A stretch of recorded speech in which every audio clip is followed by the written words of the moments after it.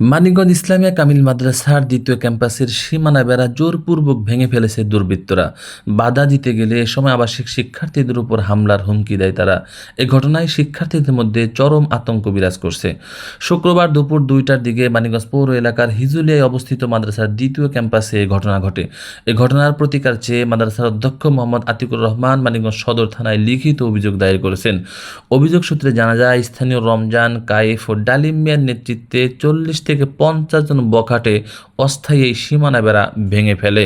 আবাসিক শিক্ষার্থীরা বলেন, পোলাপান আসলো, আসার পরে এই এই বস্তির পোলাপান এখানে আসার পরে এগুলা সামনে বেড়া ভাঙচুর করছে।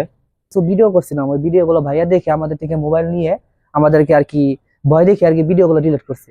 তারপর আমাদের হোস্টেলে আসছিল, আমাদেরকে হুমকি দিছে মারার জন্য।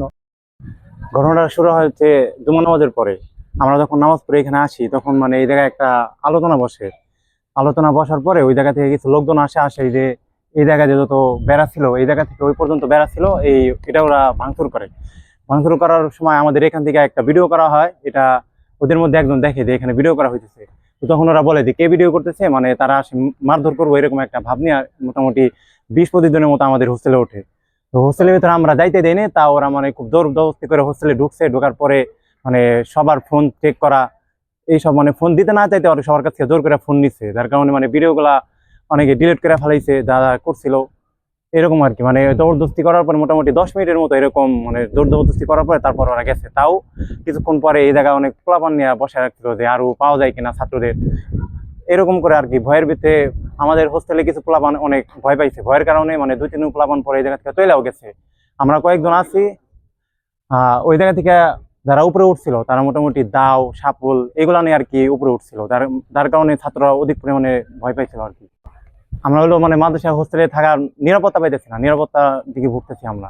দ্রুত আইনগত প্রতিকার চেয়ে অধ্যক্ষ মোহাম্মদ আতিকুর রহমান বলেন, আজকে দুপুর 2টার পরে জুমার নামাজের পরে আমার কাছে কিছু ছাত্র রিং দিয়ে জানায় যে হুজুর, আমার স্থানীয় লোকজন রমজান এবং ডালিমের নেতৃত্বে কায়েফ এরা মিলে ওই বেড়া ভাঙতেছে। আমি বললাম যে বেড়া ভাঙার তো আমরা কোনো আমি স্থানীয় লোকজন যে কোনো সমস্যা করিনি, তারা তো নির্বিঘ্নে চলাচল করতে পারতো।